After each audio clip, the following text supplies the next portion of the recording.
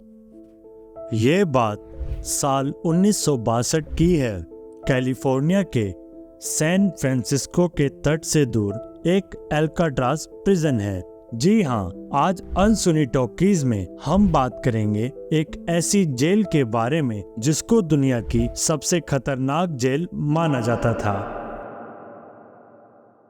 यहाँ रोज की तरह एक दिन सुबह सुबह कैदियों की नंबरिंग की जा रही थी। इसी दौरान जेलर ने देखा कि एक कैदी सोया हुआ है। उसे उठाने के लिए जेलर ने उसे जब जोर का डंडा मारा तो पता चला कि वह कैदी नहीं था बल्कि एक पुतला था। उसकी खोज में ऐसे ही 2 और पुतले मिले।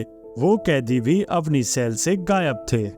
ये सब एक ऐसी जेल में हो रहा था जो एक चट्टान पर बनी हुई थी, जिसके चारों तरफ सिर्फ और सिर्फ समंदर था, जिसे दुनिया की सबसे सुरक्षित जेल माना जाता था और अमेरिका के सबसे खतरनाक अपराधियों को यहाँ रखा जाता था। जेल के हालात ऐसे थे कि कैदियों ने इस जेल को अल्काट्राज नाम दे दिया था, यानी नर्क जैसी जेल। जो एक बार इस जेल में आ गया वो बाहर नहीं निकल सकता था।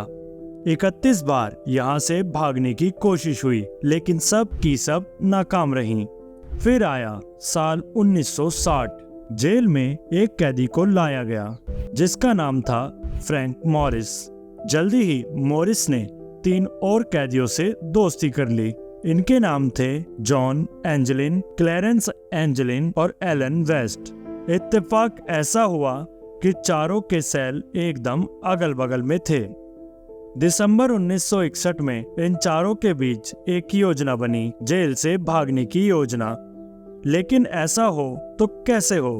फिर एक रोज मॉरिस ने काम करते हुए देखा कि जेल की छत पर बने वेंटिलेशन में बस एक जाली लगी है जिसे आसानी से हटाया जा सकता था। लेकिन यहाँ तक पहुँचने के लिए जरूरी था कि रात में अपनी अपनी सेल से निकलकर चारों उस वेंटिलेशन रैक तक पहुँचे जो जेल के एक दूसरे सेक्शन में था। अगर जेल की सलाखों को काट भी लेते तो भी बाहर पहरेदार रात भर खड़े रहते थे। ऐसे में मॉरिस ने एक दूसरा तरीका खोजा। उसने देखा कि उनके सेल के पीछे की दीवार के नीचे एक सिंक बना है और उन्होंने सिंक के नीचे खोदना शुरू कर दिया। लगभग 6 महीने की मेहनत से एक बड़ा सा छेद तैयार हो गया। ये सारा काम उन्होंने तब किया जब रात को जेल में संगीत बजता था। दीवार में होने वाला सुराख पीछे एक गैलरी में निकलता था। यहाँ से ऊपर चढ़कर वो जेल के ऊपरी माले तक पहुँच सकते थे और वहाँ से वेंटिलेशन तक पहुँचना आसान था। लेकिन असली मुसीबत उसके बाद शुरू होनी थी। जेल से निकलकर उन्हें समंदर पार करना था और इस काम के लिए जरूरत थी नाव की। किस्मत से पॉपुलर मैकेनिक्स नाम की एक मैगजीन में उन्हें नाव बनाने का तरीका मिल गया। उस समय कैदियों को पढ़ने के लिए बुक्स वगैरह मिलती थी। भागने से कुछ महीने पहले उन्होंने गैलरी के ऊपर एक खाली जगह में अपनी वर्कशॉप बनाई और वहां जेल में मौजूद औजारों और रबर के रेनकोट इकट्ठे करके उनसे नाव बनाने लगे। सारी तैयारी के बावजूद एक चीज और मायने रखती थी। जरूरी था कि किसी को उनके गायब होने का पता ना चले ताकि उन्हें भागने के लिए कुछ वक्त मिल जाए। इसके लिए उन्होंने साबुन, टॉयलेट पेपर और टूथपेस्ट की मदद से नकली सिर बनाए और उन्हें रंग दिया।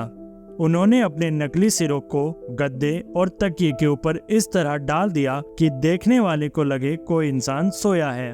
फिर एक रात मौका मिलते ही वो सब दीवार में बने छेद के रास्ते गायब हो गए, सिवाय एक के, एलन वेस्ट। दीवार को टूटने से बचाने के लिए छेद के आसपास जो सीमेंट लगाया था वो सख्त हो गया था। उसे हटाने में बहुत समय जाया हुआ। वो वक्त पर वेंटिलेशन तक पहुंच नहीं पाया और उसके 3 साथी उसके बिना ही फरार हो गए। वेस्ट चुपचाप अपने कमरे में लौट आया और सो गया। बाकी वो तीनों कुछ समय बाद खुले समंदर में भाग निकले। उस दिन के बाद से उनका आज तक कुछ पता नहीं चला। अगली सुबह जब जेल अधिकारियों को उनके भागने का पता चला तुरंत एक तलाश अभियान शुरू कर दिया। कई दिनों तक चले अभियान के बाद FBI ने अपनी रिपोर्ट पेश की। रिपोर्ट में कहा गया था कि ज्यादातर संभावना इसी बात की है कि तीनों समंदर की तेज लहरों में डूब गए होंगे। हालांकि ये कहानी यहाँ खत्म नहीं हुई। बाद के सालों में कई लोगों ने इस केस की तहकीकात की और इन कैदियों का पता लगाने की कोशिश की।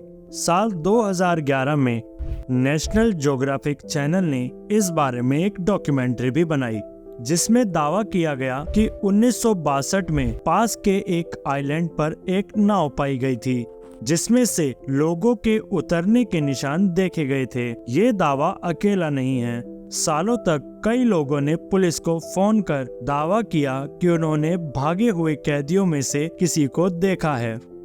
जॉन एंजेलिन और क्लेरेंस एंजेलिन के भाई रॉबर्ट ने मृत्यु से पहले अपने परिवार वालों को बताया था कि जेल से भागने के कई साल बाद तक उसके भाई उसके संपर्क में रहे। ऐसी ही कहानियां फ्रैंक मॉरिस को लेकर भी चलती हैं। अंत में किस्से को इस बात से खत्म करते हैं कि साल 2023 में जब आप ये एपिसोड देख रहे हैं, तब तक भी ये केस बंद नहीं हुआ है। पुलिस आज भी तीनों कैदियों की खोज में है। जहां तक अल्काट्राज़ जेल की बात है, उसे 1963 में ही बंद कर दिया था और उसको एक टूरिस्ट प्लेस में तब्दील कर दिया था। आगे भी ऐसे मजेदार किस्सों के बारे में सुनने के लिए हमारे चैनल अनसुने टॉकीज से जुड़े रहिए। धन्यवाद।